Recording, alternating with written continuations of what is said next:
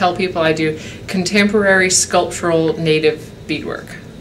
And that's the long version, but it at least gives someone enough hints about what I do that they can start to imagine that it's sculptural in quality, it's native in origin, but it's also fiber art, and it's contemporary. It's not just antique looking pieces.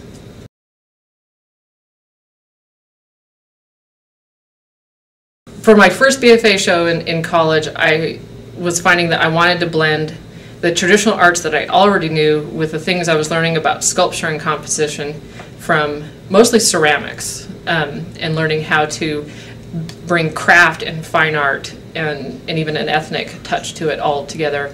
And beadwork seemed to be the way for me that made that authentic. So those first series were taking sculptural boxes and adapting parfleche painting with beadwork and textiles, and then the construction aspect that you get from ceramics and sculpture.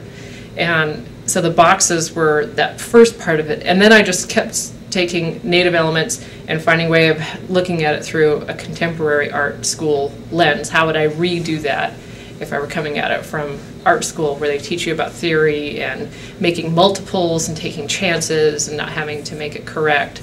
And then there are other pieces that are a great deal more traditional that actually mimic traditional objects. And I'm just redoing the needlework on the front of it in a modern way, but the object itself is still very traditional.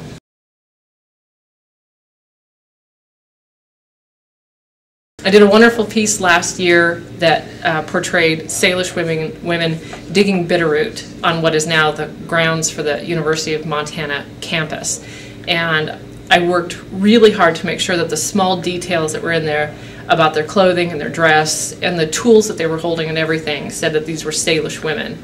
And I had it up for an exhibit for a fundraiser for the Montana Artists Refuge, and there was an elder there that I've known for a long time by the name of Vic Charlo, and he's this wonderful, quiet man. He's a poet and a playwright, and he was there, and he's in his 70s, and he saw it and he started to get a little teared up, and he said it looked like his mom and his grandma's. And his daughter was there, and she does a lot of work with the Salish language immersion camps, and for her to see that and recognize it too, for me to make something that culturally reflected their memories, was that I got it right and that it was really successful. And to see him recognize, you know, his own past and stories and these women and their postures and their tools and stuff, that to me was like, yes, I'm getting it right there. I think that might be my most successful piece ever.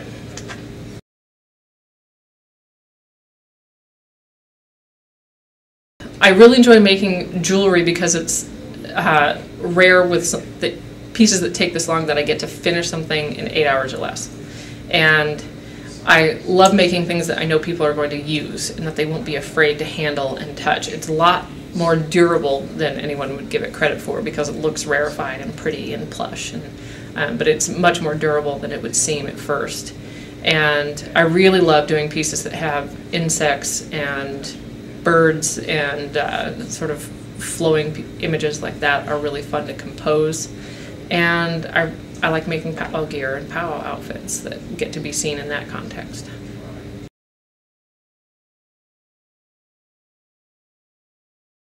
Anything that's going to be bigger than jewelry gets sketched out.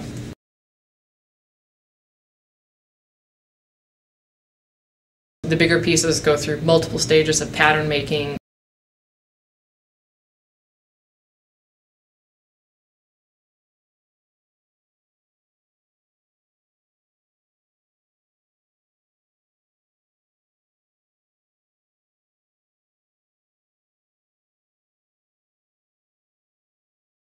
And they get worked up larger and larger until I'm ready to go.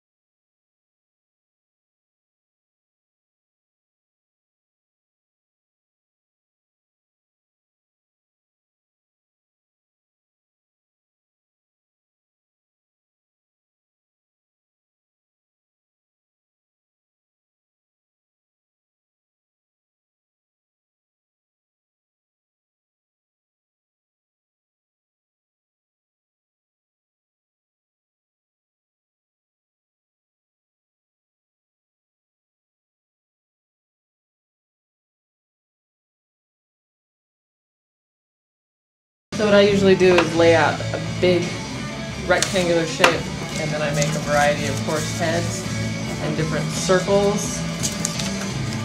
And I start to play around with the angles that I want and overlap them in different ways until I get the shape that I want.